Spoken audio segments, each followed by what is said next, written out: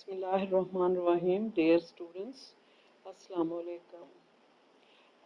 In first lecture, I explained you about political philosophy of Thomas Hobbes and his major theories about nature of man, state of nature, social contract, sovereignty, we have already discussed.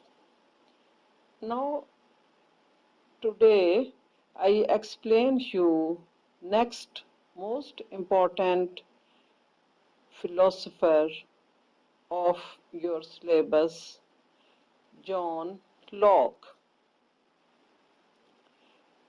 Period of John Locke was 1632 to 1704. John Locke was an English philosopher and politician. The contemporary events of his period, particularly Revolution of 1688, greatly influenced John Locke's philosophy. This glorious revolution was a first step for liberal democracy in England. The supremacy of Parliament recognized the principles of settlement about powers of Parliament had been explained clearly in the writings of John Locke. His principal and major writings are: number 1, two treatises of government; number 2, a letter concerning toleration; number 3, an essay concerning human understanding; number 4, thoughts on education; number 5 and last, the reasonableness of Christianity. All these were major writings of John Locke, in which he explained his political philosophy in a very clear way. When we discuss about John Locke's philosophy, most important part of his philosophy was about nature of man, state of nature, and social contract. First of all, we discussed about his views about nature of man, state of nature, and social contract. While discussing about these topics, one point is very important, and that is about there are significant differences between the theories of Hobbes and Locke.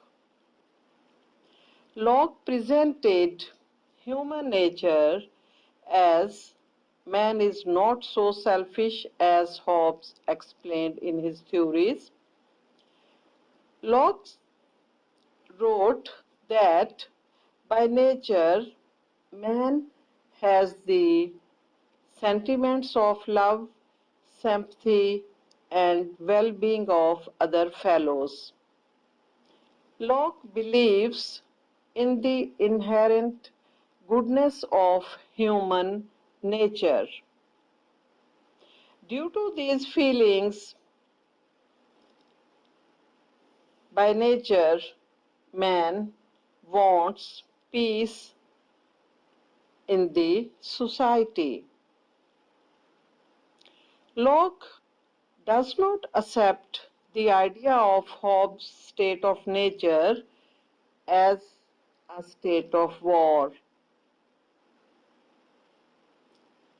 Therefore, the state of nature could not be a state of war, according Locke. Locke considered state of nature as a state of peace, equality, goodwill,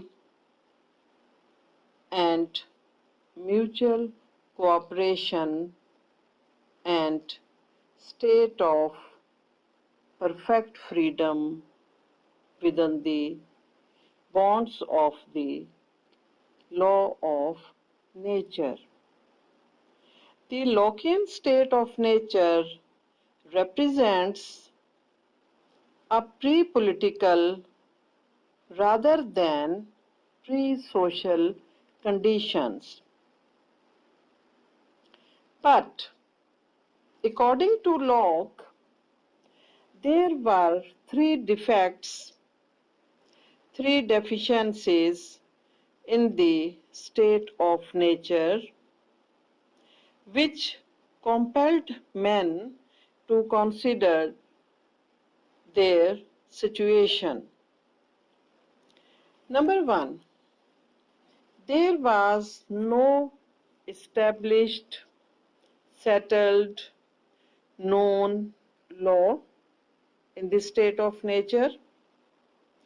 There was lack of known judges to settle disputes in the state of nature and to interpret the laws.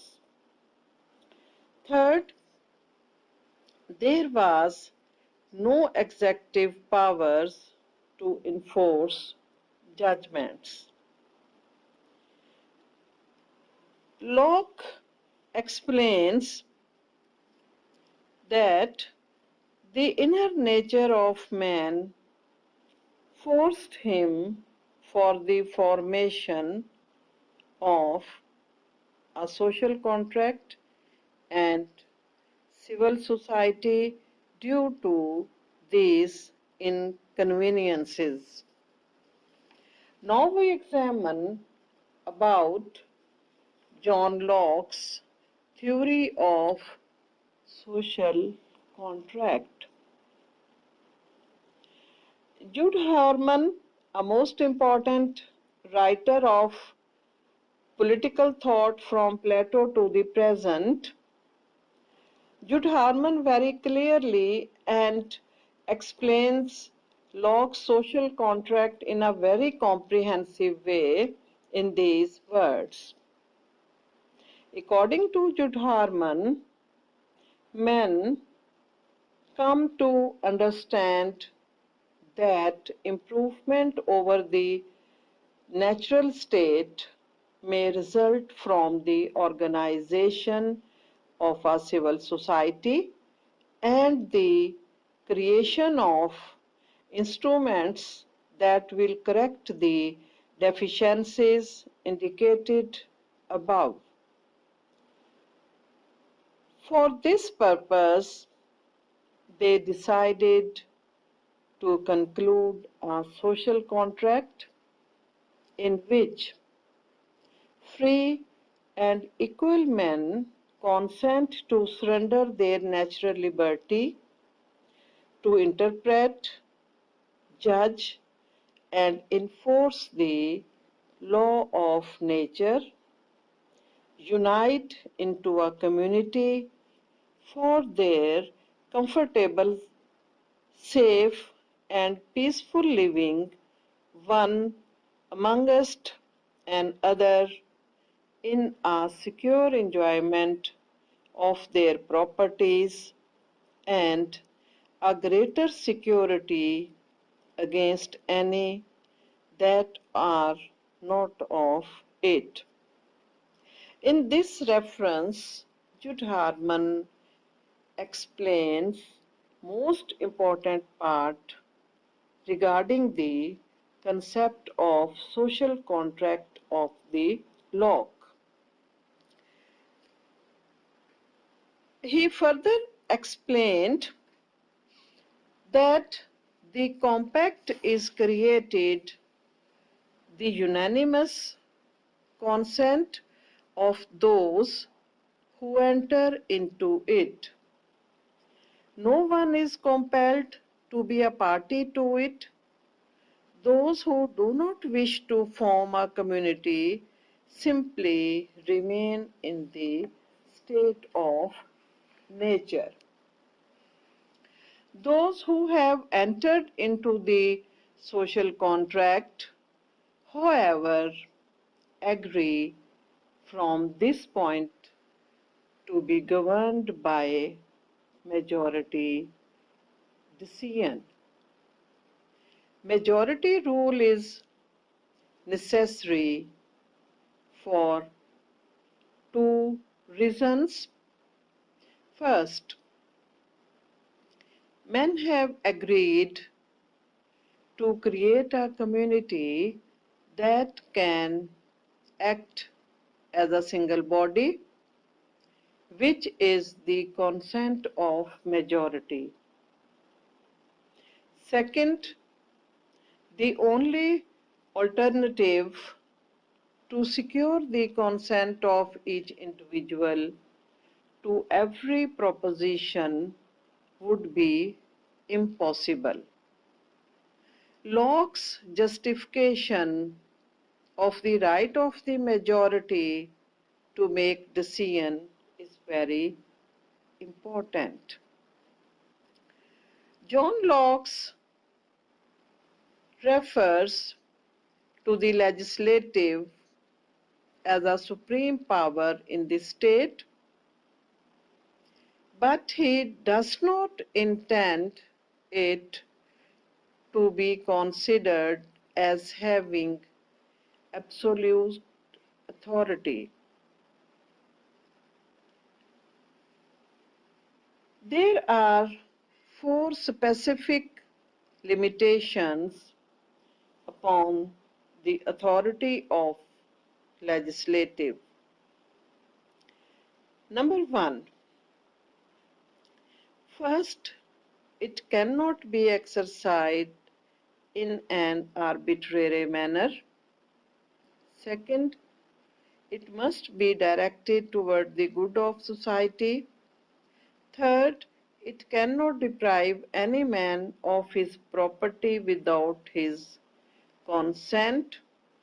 Fourth, it cannot give up its powers to make laws to any other body or person, for only the people have the right to assign legislative authority. Moreover, the legislative power is supreme only in relationship to other institutions of government. It is not superior to that of the people who created it. There must be no authorized judges. Thus, an executive must be set up. The executive possesses authority as subordinate to the legislative. During this discussion, most important point is that Locke presented theory of separation of powers. I conclude today's discussion in this point. The remaining part of John Locke's philosophy, inshallah, examine in next lecture.